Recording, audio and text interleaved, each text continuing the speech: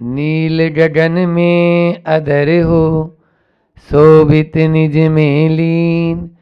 नील कमल आसीन हो, नीलम से अति नील। सील झील में तैरते, नेमि जिने से सलील। सील डोर मुझे बांध दो, डोर करो मत ढील। 1008 श्री तीर्थंकर लेने के मूल नायक नेमिनाथ भगवान की, संत शिरोमणि आचार्य गुरु और विद्या सागर जी महामुनिराज की, पूज्य मुनि श्री 108 दुर्लभ सागर जी महाराज की, आचार्य समंत भद्र स्वामी की कारिका के ऊपर हमारी बात चल रही थी। इसका भी मंगलाचरण अर्पण कर लें। नमः श्री वर्धमानाय निर्दूत कलिलात्मने, सालोका नाम त्रिलोका नाम यद विद्या दर्पणाहि ते।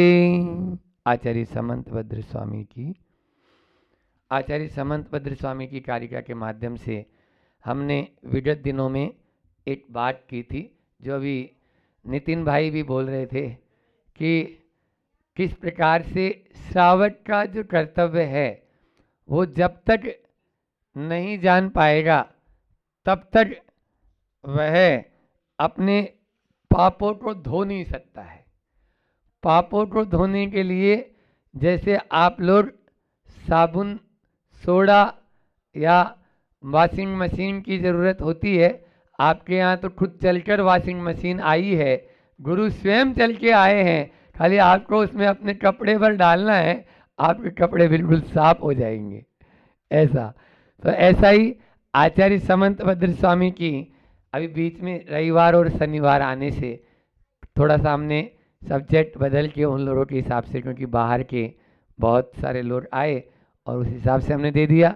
आज से अपन फिर से वही अपनी जो श्रृंखला चल रही थी कि दान हम किसको दें, तो सबसे पहले आया दान उसको दो जो पंच सूना से रहित हों, जो आरंभ परिचय से रहित हों, जो रत्नत्रय की आराधना में लीन हो, ऐसो को आर्याणाम दिश्यते। वहां पर बोला अपसूनारंभाणाम मार्याणाम मिश्यते दानम, इसके पूर्व कारिका में, कि जो सूना से रहित हो और आरंभ आदि से भी रहित हो, ऐसे साधुओं के लिए हमें दान देना चाहिए। वो 5 सूना भी मैंने बताए थे कि 5 सूना है कि ओटली है न, फिर आपके पेशनी चाकी, फिर आपके जो है चूल्हा और ऊद कुंभ, परिंदा या जिसको घिनौती, जहाँ पर पानी आदि रखते थे पुराने ज़माने में, आजकल तो फ्रिज का रूप ले लिया,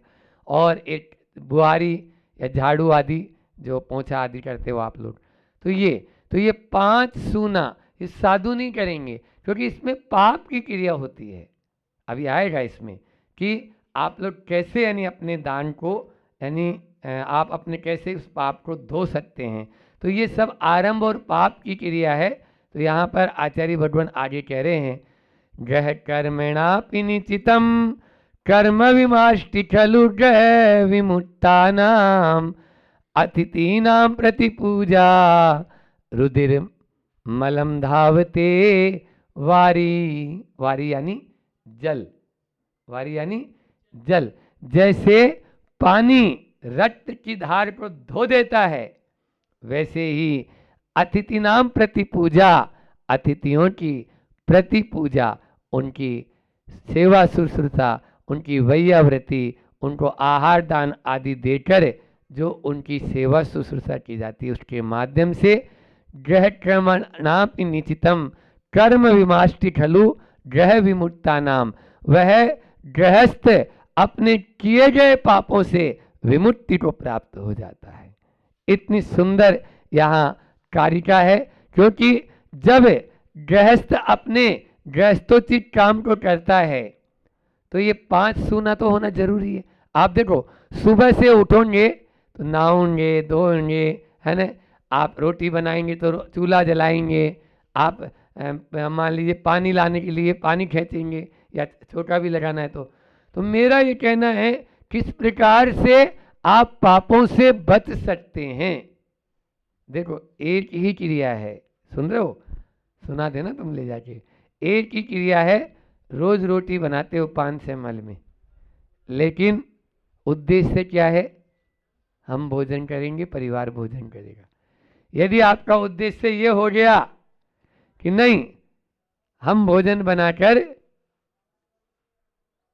कोई साधु नगर में हो तो उसका परिग्रहण करके आहार देंगे, अब वही रोटी उसी चटला बेलन पर बन रही है, बोलो, उसी बेलन से बना रहे हो, उसी चूल्हा पे बन रही है, लेकिन अब क्या हो गया, वह पुण्य बंध की क्रिया हो गई।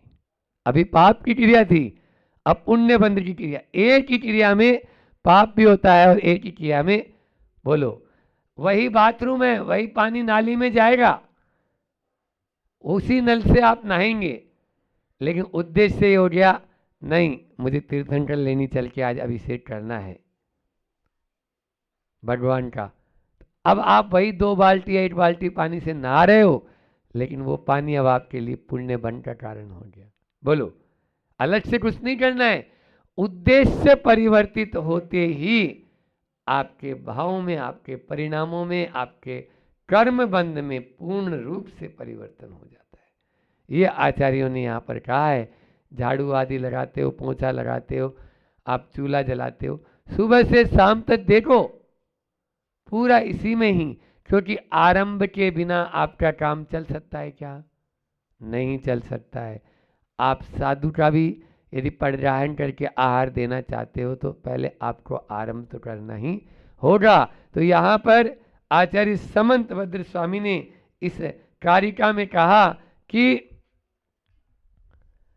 निश्चय से ही जिस प्रकार जल खून को धो देता है, उसी प्रकार से कौन, ग्रह विमुक्ता नाम, जिन्होंने ग्रह का त्याग कर दिया है, छोड़ दिया है, ऐसे अंगारी। यहाँ 2 बैठे ना आपके सामने, हाँ हम दोनों, आप लोग आगारी हैं और हम लोग अंगारी हैं। क्या है आगार, यानी घर, जो घर सहित हो वो सागार, सागार धर्मामृत भी बोलते हैं ना, तो आगार यानी घर, तो सागार यानी घर सहित। एक बार ऐसा हुआ कि एक जगह जनगणना चल रही थी, तो जनगणना में अब जिनके घर हैं उनके तो सबके आ गए, और कुछ बेघर वाले भी होते हैं, तो बेघर वालों की जनसंख्या अलग लिखते हैं वो लोग। तो अब ऐसे ही साधु भी मिल गए उनको दिगंबर, तो बोले महाराज जी आपको घर वाले में लिखे या बेघर वाले में लिखे, बोलो, घर वाले में लिखे या बेघर वाले में लिखे। नहीं, न घर वाले में लिख सकते हो न बेघर वालों में लिख सकते हो, क्योंकि वो अनगार हैं, हाँ वो त्याग कर चुके हैं। वो जो बेघर वाले हैं उनको आप अभी तुरंत रैन बसेरा, क्या बोलते हो, रैन बसेरा ही होते हैं, हाँ तुरंत सरकार रैन बसेरा देती है, तो 1-1 लाख 2-2 लाख के घर भी ले लेते हैं, पैसा भी ले लेते हैं। और इंदौर के वहाँ जब गोमटगिरी जाते हैं, पूरी बस्ती और पूरे बेच भी दिए उन लोगों ने, पूरे, मतलब यानी समझ लो 1-आधा किलोमीटर में वो बस्ती बसा दी उन्होंने, रैन बसेरा। और उनको प्रस्थापित करने के लिए, लेकिन वो भी नहीं छोड़ा, जो मूल उनकी झुग्गी झोपड़ियाँ थी, वो सब झोपड़ियाँ आज भी वहीं पे ही है, रेलवे स्टेशन के आजू बाजू में, क्योंकि वहाँ उनको सारी फैसिलिटी है, सुविधाएं हैं, घर धंधा कारोबार सब वहीं जमा हुआ है। यहाँ पर दूर 2-3-4 किलोमीटर 5 किलोमीटर कौन जाएगा। तो इस प्रकार से, तो लेकिन साधु ऐसे नहीं है, साधु न घर उनके पास में था, वो तो एक उच्च घराने से रहते हैं, बल्कि फिर भी उनको किसी घर की आवश्यकता नहीं है। और अतिथि प्रति पूजा, अतिथि कहा उनको, एक संस्मरण याद आ गया आचार्य श्री जी का, कि आचार्य श्री जी का चातुर्मास हुआ फिरोजाबाद में, तो फिरोजाबाद में जो है आचार्य श्री जी के जो प्रवचन होते थे वो टाइटलाइज प्रवचन होते थे। पहले दिन जैसे अभी 52 गजा में हुए ना हमारे, कि पहले प्रवचन की उसकी घोषणा हो जाती थी कि अब आने वाले 9 दिवसीय प्रवचन श्रृंखला है या 5 दिवसीय प्रवचन श्रृंखला है, इस तरह से 7 दिवसीय, तो वो प्रवचनों के टाइटल भी दे दिए जाते थे। ऐसे गुरुजी भी उस समय पूर्व में घोषणा हो जाती थी जंगल करके आएंगे, काय के लिए? वो तो चलते गए, वापस लौटे ही नहीं। मतलब बाद में मालूम चला कि गुरु जी का तो बिहार हो गया। लोगों में ये हड़कंप मचा कि गुरु जी तो चले गए, गुरु जी का बिहार हो गया। तब उन्होंने बोला, नरेंद्र जी आए थोड़े थोड़े, बोले आपने प्रवचन के लिए बोला था। तो बोले प्रवचन तो दे रहा हूँ। प्रवचन का विषय क्या था? बोले प्रवचन का विषय अतिथि। बोले जिसके आने की तिथि नहीं हो और जिसके जाने की तिथि नहीं हो उसको कहते हैं अतिथि। दिगंबर मुनि महाराज ऐसे ही अतिथि होते हैं, उनके आने का भी पता नहीं होता और उनके जाने का भी पता नहीं होता कब वो निकल जाए। इसलिए आप लोग भी सतर्क रहियो। हाँ, ऐसे नहीं कि सो जाएं। तो आप लोग यहाँ तो ऐसा ही चलता है, कब उठा के पीछे कमंडल किधर। उस दिन आप लोगों को मालूम चला ही महाराज जी का तो बिहार होके बोले 4 किलोमीटर पहुंच गए, जब तक आप गाड़ी दौड़ाते दौड़ाते आए। तो इस प्रकार से यही अतिथि की परिभाषा है, उसकी कोई तिथि नहीं होती। ऐसे अतिथियों को दान देना श्रावक के लिए पाप कार्य से छूटना है। जो श्रावक के 16 तो बहुत आप लोग समझते हो, लेकिन वो 16 बन जाते हैं। आज सुबह भी मैंने बताया तो था, अभी और बता दें कि इसके पूर्व की कारिका में आचार्य समंत भद्र स्वामी ने स्वयं ही कहा, ये तो रत्नगण श्रावकाचार्य चल रहा है तभी देखो, आचार्य श्री जी भी दान के ऊपर, ये जो आहार दान है, जब देखो पंच कल्याणक होते हैं ना तो पूरी कमेंट्री करते हैं, पूरी आहार दान की बहुत सुव्यवस्थित। क्यों? क्योंकि चक्रवर्ती नहीं दे पाया। आप देखो चक्रवर्ती प्रथम तीर्थंकर ऋषभदेव को दान नहीं दे पाया और एक सामान्य राजा, राजा श्रेयांश और सोम, बोलो दोनों भैया दान दे दिए। क्यों? क्योंकि वो जानते थे ना कि नवदा भक्ति क्या होती है। जब तक नवदा भक्ति नहीं जानेंगे तब तक दान कैसे देंगे? बोलो नितिन भाई, है ना? तो नवदा भक्ति जानना बहुत जरूरी है। और फिर उसके बाद में दाता के जो 7 गुण होते हैं, 9 और 7 16, बस यही 16 होते हैं। क्योंकि यहां पर थोड़ा भी माइनस मार्किंग नहीं चल पाती है। हाँ, फिर भी आज के इस वर्तमान युग को देखते हुए बहुत सारी चीज़ों को टॉयलेट कर देते हैं हम लोग भी कि भैया ठीक है, इसमें इसको कोई थोड़ा सा प्रोत्साहन दे दो।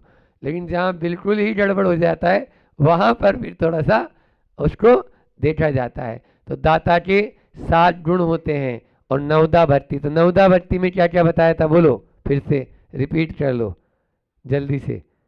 हाँ, पड़गाहन, पड़गाहन में कितनी परिक्रमा करना? 3। ऐसे नहीं 10-12 करते ही चले जाएं। हाँ, कोई बात नहीं, हो जाता है। तो फिर 3 परिक्रमा करना है ना। तो पहले पड़गाहन, फिर पड़गाहन के बाद में हाँ पांव धो के अंदर जाएं।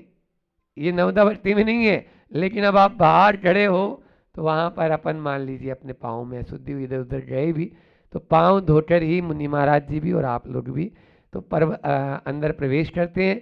फिर उच्चासन, दूसरा क्या बताया?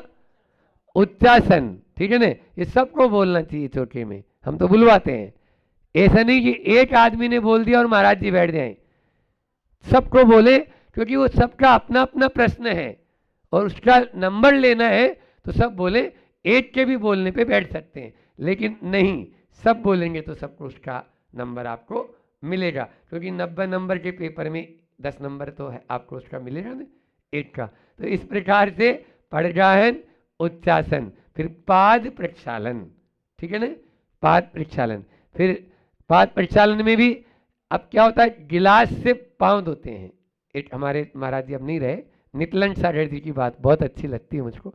नितलंग सागर जी ने एक बार प्रवचन में कहा था कि कलश से पाद प्रक्षालन होना चाहिए, गिलास से नहीं। मुनि महाराज जी का पाद प्रक्षालन आप कर रहे हो तो जग या गिलास, क्योंकि गिलास में कई बार पानी बच गया, अब वो पानी आप फेंकेंगे तो नहीं, और वही पानी महाराज जी को भी चल जाएगा। तो इसलिए उसी से दोनों काम हो गया, तो वो सही भी है। और कलश एक देखने में सुंदर भी लगता है और कलश के माध्यम से ही कलश कर रहे हो आप। तो मुनिमा जी का स्नान व्रत होता है, तो यहाँ कलश नहीं डालना है, उनका तो पादी प्रक्षालन करना है, ठीक है। फिर उसके बाद में पूजन जो है अष्ट द्रव्य से आप लोगों को पूजन आना जरूरी होता है। पूजन नहीं आती है कोई बात नहीं, चौके में तो आप ऐसा भी बोल सकते हैं, मैं महाराज जी के चरणों में जल चढ़ाता हूँ, चढ़ाती हूँ, मैं महाराज जी के चरणों में चंदन चढ़ाता हूँ, चढ़ाती हूँ, कोई बात नहीं। संस्कृत नहीं आ पा रही है, या फिर किताब ले लें, किताब रखें वहाँ पर, और किताब के माध्यम से भी आप कर सकते हैं। पुस्तक हाथ में ले लें, फिर हाथ धो लेना बाद में, तो इस प्रकार से भी कर सकते हैं।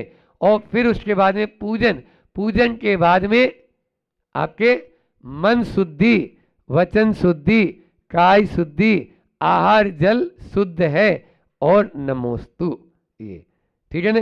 3 उच्चार उधर हो जाए, 5 ये, समझ में आया। पहला था पड़गाहन, फिर उच्चासन, पाद प्रक्षालन, फिर पूजन, फिर ये 5 मन शुद्धि 8 अलग, ये 10 नंबर का पेपर है। वचन शुद्धि, काय शुद्धि, ऐसे नहीं काय की शुद्धि, अब हाँ काय शुद्धि तो बोल देते हैं, लेकिन महाराज काय की शुद्धि, तो ये काय की शुद्धि होना मतलब शरीर की शुद्धि होना चाहिए।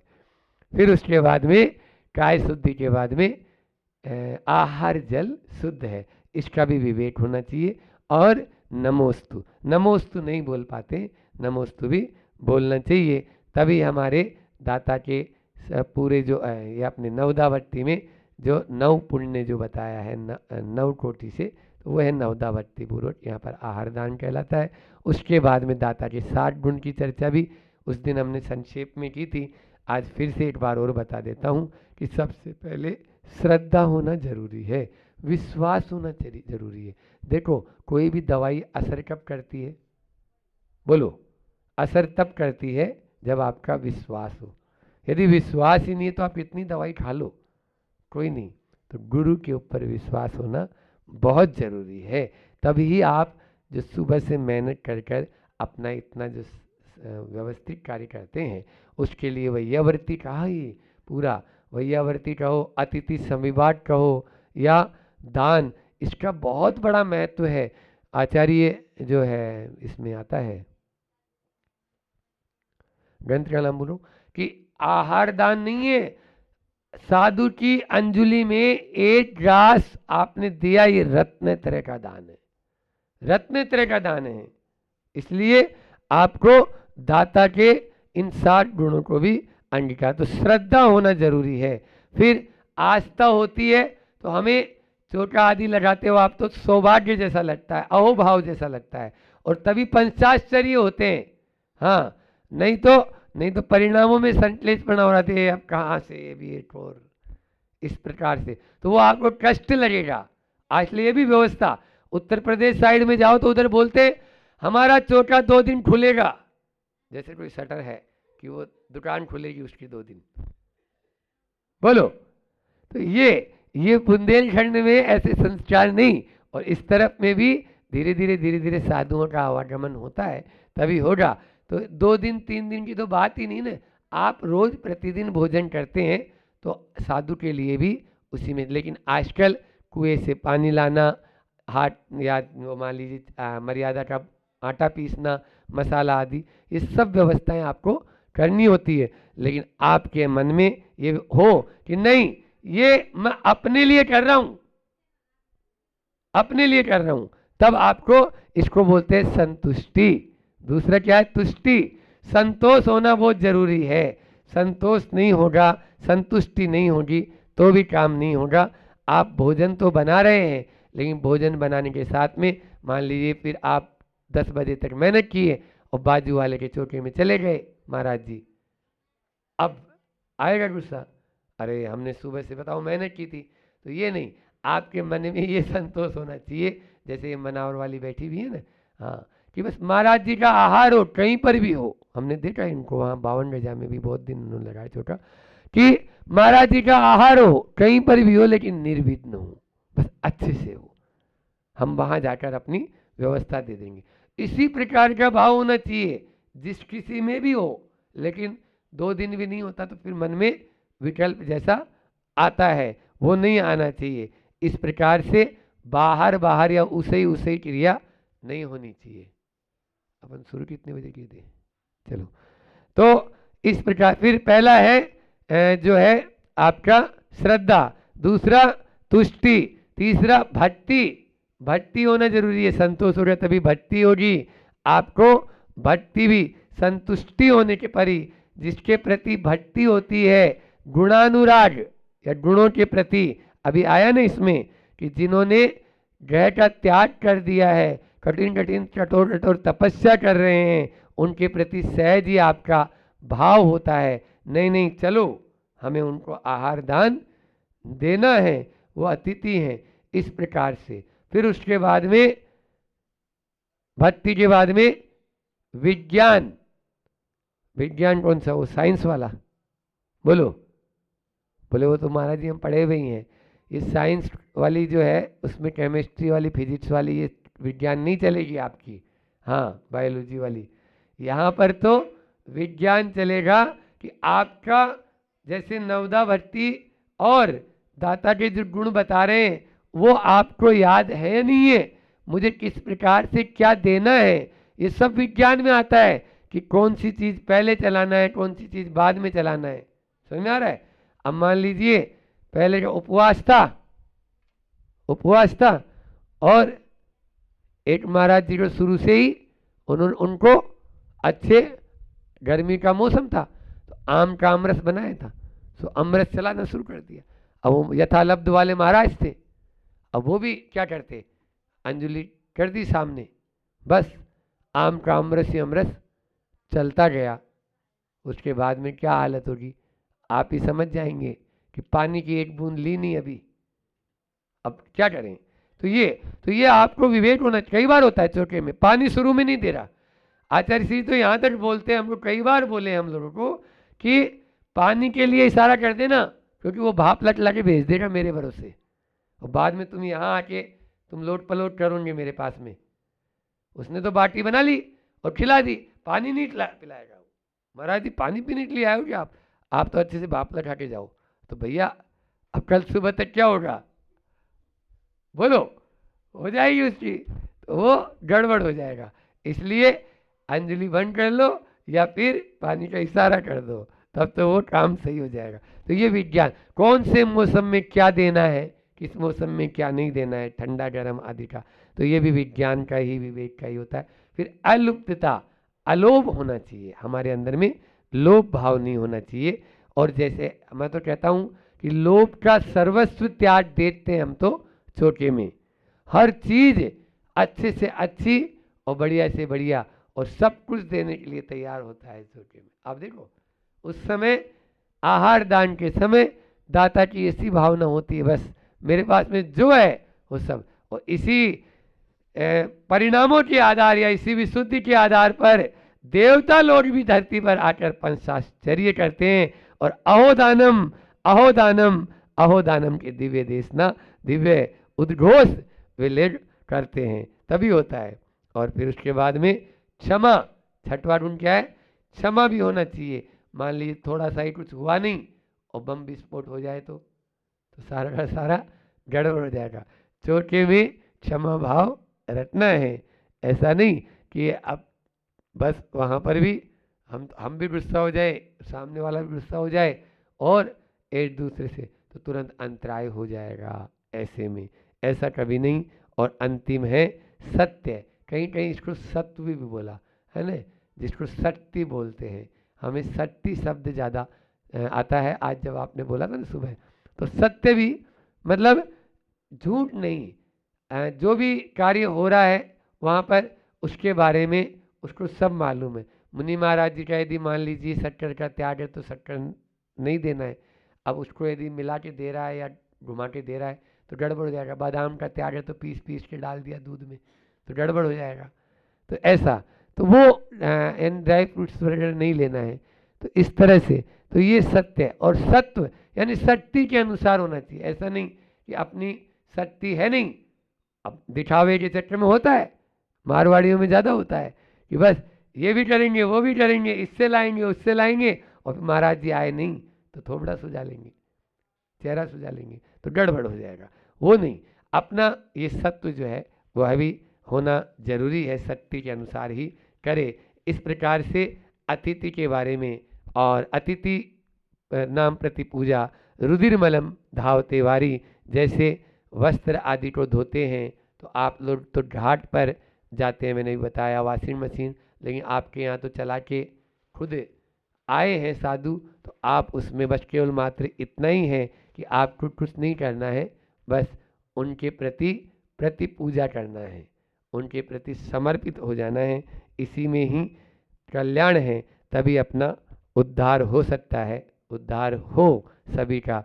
इसी भावना के साथ में मैं अपनी वाणी को विराम देता हूँ। बोले अहिंसा परमो धर्म की, आचार्य गुरु और विद्यासागर जी महामुनि राज की। ये जो तूने किया है ये बहुत अच्छा किया है, ऐसा तू और करना, ऐसा तू और करना। क्या करना है? कुछ अच्छा किया है तो अपने आप को धन्यवाद देना, पीठ ठोकना अपनी कि जो तूने किया है बहुत अच्छा किया है, जो हो रहा है ये बहुत अच्छा हो रहा है। ये पहली चीज़ हो गई। और दूसरी कि हमने जो किया है गलत, तो वो जो गलत किया है, जो हमारे द्वारा कुछ ऐसी गलतियां हो गई है जिससे किसी को कष्ट पहुंचा हो, ये जो पाप के कार्य हों, वो पाप के कार्य अगर हुए हों तो उसके लिए क्या करना है? उसके लिए बुद्धि से पूछना है क्या करना है, और मन से पूछना है कि क्या इसका प्रायश्चित है। क्योंकि हम अगर अपने अच्छे कार्यों को भी देखेंगे तो हम अपनी बुराइयों को भी देखें, और अच्छाई और बुराई हम देखते चलेंगे तो निश्चित तौर से अच्छाई तो बहुत ही अच्छी बात है, वो बढ़ती जाएगी, लेकिन जो हमारी बुराई होगी, मैं बार बार बोलता हूँ कि हमें ध्यान नहीं देता है कि हम पाप करते चले जाते हैं, पाप करते चले जाते हैं, पाप करते चले जाते हैं, और वो पाप का जब वो बार बार होते चले जाते हैं, जीवन में एक अंग बन जाते हैं, फिर हमें वो पाप नहीं लगता है।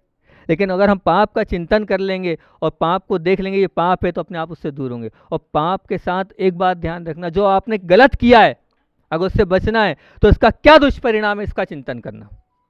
इसमें क्या गलत किया है, जब तक हम उस गलत, इसका क्या दुष्परिणाम निकलेगा, इस पाप के माध्यम से मेरे जीवन में क्या होगा, अगर हमने उसका चिंतन कर लिया तो निश्चित तौर से हम उस पाप से बच जाएंगे। क्योंकि मैं लाख उपदेश दे लूँ उसके बाद भी शायद आप नहीं बच पाएंगे, और आप अपने मन के उपदेश से तुरंत के तुरंत छोड़ देंगे, तुरंत अपने मन को आप कह देंगे हाँ ठीक है हमें नहीं करना। तो हमने को क्या करना है? उस बुद्धि और धर्म की बुद्धि और मन की बात आई थी, तो प्रतिदिन रोज रात को अच्छाई पर शाबाश देना, अच्छाई पर शाबाश देना, और बिल्कुल पीठ ठोकना अपनी, और जो बुराई है उस पर लगाम खींचना और कुछ ना कुछ प्रायश्चित देना उसको, और आगे से नहीं करूँगा ये बात करना। अगर आपका जीवन ऐसे रहा तो ये मान के चलना बहुत अच्छी बात है, क्योंकि ये आपका क्या है? ये आपका एटीट्यूड आपका अपने लिए है।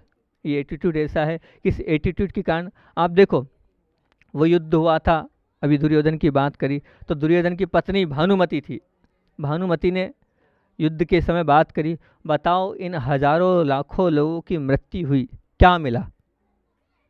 उधर रावण की धर्मपत्नी मंदोदरी से पूछती है क्या सीता मिलेगी, क्या सीता मिलेगी? हजारों इतने लोग मर रहे हैं, खून की नदियां बह रही हैं, क्या कारण था? दुर्योधन का अहंकार क्या देके गया? विनाश और विद्वेष। और रावण की वो आसक्ति क्या देके गई? विकार और विकृति। उसके अलावा क्या दिखेगी? कुछ नहीं दिखेगी। इसलिए जीवन में अपने एटीट्यूड से क्या बाहर निकालना है? तो अपने एटीट्यूड में अहंकार नहीं होना चाहिए, दूसरा आसक्ति नहीं होना चाहिए, तीसरा आग्रह नहीं होना चाहिए, और चौथा क्या नहीं होना चाहिए? अधिकार नहीं होना चाहिए। अधिकार की लड़ाई बहुत खराब होती है, क्योंकि जिनके जीवन में अहंकार है ये मान के चलना उनका जीवन कभी ऊपर नहीं उठ सकता। और हम जीवन को ऊपर उठाने की चर्चा करने बैठे हैं यहाँ पर। अगर आप अहंकार से ग्रसित हैं तो आपका जीवन कभी ऊपर नहीं उठेगा। आपके मन में आसक्ति भरी है तो आपका जीवन कभी नहीं होगा। आसक्ति होना चाहिए, लेकिन कितनी, कहाँ तक भी। एक बात ध्यान रखना, जरूरी नहीं है कि बाहरी महिलाओं के प्रति ही आसक्ति होती, आसक्ति अपनी धर्मपत्नी के ऊपर भी होती है। वो भी कितनी, कहाँ तक, उसका भी कोई ना कोई लिमिटेशन होना चाहिए। उसको आप आसक्ति नहीं मान रहे, लेकिन वो भी एक आसक्ति है, वो भी एक आसक्ति है। उस आसक्ति को भी आप अपने हिसाब से आप ग्रस्त हैं, उसमें भी आप लिमिटेशन रहे तो बहुत अच्छी बात है। कि आग्रह के कारण ही हमेशा वाद विवाद होता है, और आग्रह से हमारा जीवन नीचे गिरता है। हमारे जीवन में आग्रह ऐसा है कि हमने बोल दिया, अब वो होना चाहिए, अब वो जब नहीं होता है तो विवाद होता है। और चौथा अधिकार। ये अधिकार के पीछे आज घर घर में युद्ध हो रहे हैं, हर घर में आज युद्ध हो रहा है। उसका कारण है कि अधिकार। तो कैसे जीवन ऊंचा उठेगा?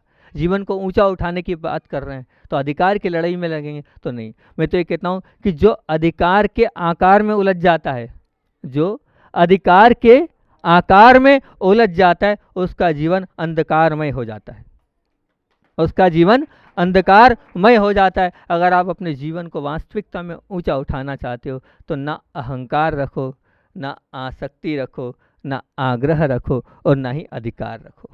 इन चारों को अगर आपने छोड़ दिया तो निश्चित तौर से आपका जो जीवन है वो ऊपर उठा जाएगा। क्योंकि एक बात ध्यान रखना, रोग जरा मृत्यु हमारे साथ लगी है। हम किसका अहंकार करें? रोग लगा है, कब क्या भरोसा कौन सा रोग आ जाए, जरा लगी है और मृत्यु का भी कोई भरोसा नहीं, कब लेके चले जाए। तो किस पे हम अहंकार करें? कुछ भी आप अगर मान लो कर रहे हो तो करने के पहले 100 बार विचार करो। अच्छे भाव भी अगर आपके आ रहे हैं तो जल्दी कर लो उन अच्छे भावों को, क्योंकि कोई भरोसा नहीं है। वो अच्छे भाव आज तो हैं और थोड़ी देर बाद कहाँ चले जाए। बिल्कुल, क्योंकि लंबी जिंदगी और अच्छी जिंदगी दो चीज़ें हैं। मैं तो एक बात बोलता हूँ, लंबी जिंदगी और अच्छी जिंदगी, क्या चाहते हो आप? अच्छी जिंदगी आपके हाथ में है, लेकिन लंबी जिंदगी आपके हाथ में बिल्कुल नहीं है। तो अच्छी जिंदगी को लाने के लिए इन चीज़ों को हमें निकालना पड़ेगा। क्योंकि देखो, कांटे का जीवन लंबा है और फूल का जीवन छोटा है, पर फूल का जीवन अच्छा है ना कांटे के जीवन से। तो अच्छे जीवन को बनाने के लिए, आप अच्छा जीवन बनाना चाहते हो तो फूल जैसा जीवन बनाना चाहते हो तो इन चारों चीज़ों को आपको निकालना पड़ेगा, बिल्कुल बाहर करना पड़ेगा, तभी आपका जीवन अच्छा बन सकता है। एक समय का भी, मैं तो इतनी और बात बोलता हूँ, इसमें 5 बातें, अगर अपने जीवन को और अच्छा बनाना हो तो एक समय का भी प्रमाद मत करो। क्योंकि प्रमाद जहाँ है वहाँ हमारा जीवन कभी अच्छा बन नहीं सकता है। और हमेशा अशुभ कर्म का बंद नहीं करने वाले कार्य करना है, जीवन को अच्छा बनाना है। तो एक विचार करो अपने कार्य करने के पहले कि मैं जो कार्य कर रहा हूँ इससे शुभ बनेगा कि अशुभ, तभी तो जीवन ऊपर उठेगा। आप कहते हो धर्म का फल अभी क्यों नहीं, मैं पूछता हूँ पाप का फल अभी क्यों नहीं? पाप का फल भी तो मिलना चाहिए है? हम बस थोड़ा सा करते नहीं है और आकुलता होती है कि मैं इतना धर्मात्मा हूँ, दिन रात धर्म कर रहा हूँ, उसके बाद भी क्यों मिल रहा है? अरे पाप कितना कर रहे हो तो विचार करो। धर्म का विचार करने में कोई रोकने वाला नहीं है, फिर भी कम क्यों बताओ? और आप अपने खुद बोलो, जीवन में धर्म किया कम आपने और सोचा उससे कम, किया कम और सोचा उससे कम, और पाप किया भले कम पर सोचा बहुत ज़्यादा आपने। पाप किया भले कम, मैंने बहुत कम पाप किया, लेकिन सोचा कितना, इस पे तो विचार करो कि सोचा कितना है तुमने पाप। दिन रात लगे हो आप पाप की सोचने में, मन में क्या चल रहा है आपके? अपने मन को तो देखो, बताओ।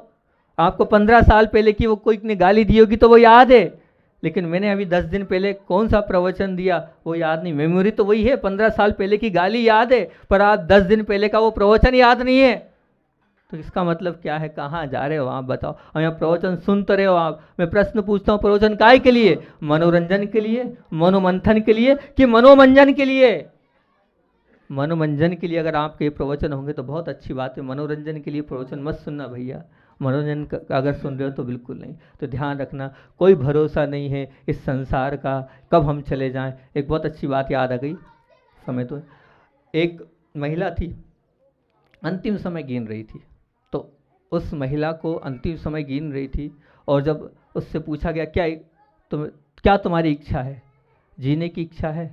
तो बोले बस एक काम मेरा हो जाए, बस उसके बाद मेरे प्राण जाए। एक काम मेरा हो जाए उसके बाद मेरे प्राण जाए। बोले क्या? बोले मेरे भाव ये हैं कि मैंने 1 करोड़ महामंत्र जाप का नियम लिया था और 75 लाख हो गए, बस 25 लाख कर लूँ उसके बाद भले चले जाऊँ। ये भाव, ये उत्कृष्ट भाव जीना, इसके लिए नहीं कि पोते की शादी हो जाए, बहू आ जाए, ये भाव नहीं है, नाती किया हो जाए, ये भाव नहीं है। भाव क्या है? 25 लाख मंत्र जो बचे हैं नमोकार मंत्र के, वो हो जाए 1 करोड़। क्योंकि भावना ये कहा है कि 1 करोड़ जो नमोकार महामंत्र के जाप कर लेता है वो क्या? वो मोक्षगामी जीव है। ये मान के चलना, नमोकार महामंत्र का उस प्रभाव है। जिसने 1 करोड़ मंत्र का जाप किया, ये मान के चलना आज नहीं कल उसको मुक्ति मिलेगी। तो बोले मुझे मुक्ति प्राप्त करना है, 75 लाख हो गए, 25 लाख और हो जाए, उसके बाद प्राण चले जाए। बताओ, ये है आपका जीवन? ऐसा है? जीवन किस लिए जीना? इसलिए जीना, ये बता रही है। लेकिन आपको आपके जीवन में कैसे जीना है? तनाव रहित, अधिकार रहित, आक्रामकता रहित अगर आप जियोगे तो आपका जीवन बहुत अच्छा होगा। पुण्य का कोई भरोसा नहीं, कब आया और कब चला जाएगा, मन कब बदल गया कोई भरोसा नहीं। तो अपने जीवन को आपको अगर सुखी बनाना है, उत्कृष्ट बनाना है, तो आपको बार बार चिंतन करना पड़ेगा और शुभ उपयोग में लगाना होगा। अंत में आचार्य भगवान का एक छोटा सा संस्मरण आपको सुना देता हूँ। प्रतिदिन गुरुदेव का कुछ ना कुछ, क्योंकि गुरुदेव को याद करने से मेरी विशुद्धि तो बढ़ती है और आपकी बढ़ जाए तो और अच्छी बात है। एक बहुत अच्छा संस्मरण याद आया। बात उस समय की है, सन 1981 में आचार्य भगवान सन 1981 में, बहुत पुरानी बात सुना रहा हूँ आपके बीच में, संघ को लेकर पंचकल्याणक के लिए खजुराहो जा रहे थे। खजुराहो की ओर बिहार हो रहा था, तो खजुराहो की ओर बिहार हो रहा था और बिहार होते होते आचार्य श्री एक स्थान पर रुक गए और रुकते ही पूरे संघ आ गया, पीछे पीछे था, सब रुक गए। क्या हो गया, आचार्य श्री एकदम कैसे रुक गए इस स्थान पर? आचार्य श्री ने कहा ये वही स्थान है, ये वही स्थान है कि आज से पहले हम आए थे 2 दिन के लिए खजुराहो, सन 1976 में। पहली बार आचार्य श्री सन 1976 में खजुराहो 2 दिन के लिए आए थे। बोले उस समय आया था और उस समय ये हुआ कि इस स्थान पर हम लोगों ने समाधि ली थी। समाधि आचार्य श्री जी? बोले हुआ ये कि जब खजुराहो से बिहार किया तो एक भी, हम बताते तो थे नहीं कि बिहार कर रहे हैं, अब हम सब साधु थे, 4 शुल्लक थे और मैं था, 5 लोग थे, और वहाँ से बिहार किया, कोई साथ नहीं।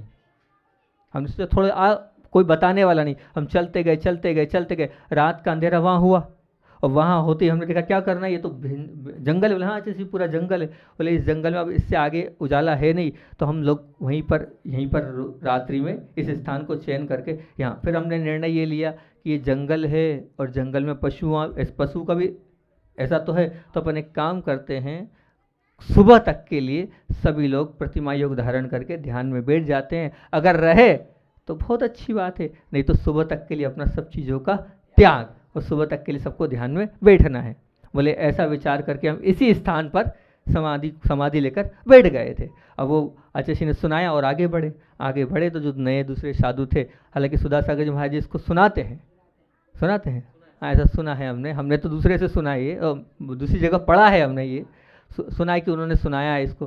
तो अब आगे बढ़ने के बाद जैसे ही वहाँ पर पहुँचे खजुराहो क्षेत्र पर, और खजुराहो क्षेत्र पर जैसे ही पहुँचे तो वहाँ का जो मैनेजर था वो चरणों में गिर गया और बार बार माफ़ी मांगने लगा कि आचार्य श्री जी क्षमा करना, उस समय आप आए थे और उस समय गुस्से में। तो बोले हुआ क्या, एक को बुलाया तो आचार्य कुछ नहीं विकल्प नहीं करो, विकल्प आशीर्वाद दिया। बोले हुआ क्या, तो उसने बताया, बोले उस समय आचार्य श्री आए थे तो मैंने ऐसे साधु देखे नहीं, ये बिना बताए चल गए। अभी तक तो ऐसा होता था, कोई आता था तो हमें खबर करता था तो हम पूरी व्यवस्था करते थे, अब ये बिना बताए चल गए तो मुझे गुस्सा आई कि ऐसे कोई साधु होते क्या, बताओ हम जा रहे हैं और ऐसा पूरी व्यवस्था करो। हमने कहा कुछ नहीं जाना, और ना मैं खुद गया, और खजुराहो से क्या है कि जैन समाज दूर थी और वैसे ही पूरी व्यवस्था खजुराहो कमेटी करती होगी, वहाँ के मैनेजर करता होगा, कोई शावक भी नहीं गया, कोई नहीं गया। इसलिए आचार्य श्री अकेले बोले उस वक्त मैं गया नहीं, और अब क्या पता सुना रात में आचार्य श्री रात भर बैठे रहे और फिर बाद में मेरी हिम्मत भी नहीं हुई कि मैं फेस कर पाऊँ गुरु जी को, और उस वक्त भी क्षमा याचना के लिए मैं नहीं गया, क्योंकि मेरी हिम्मत नहीं थी। पर आज आचार्य श्री आए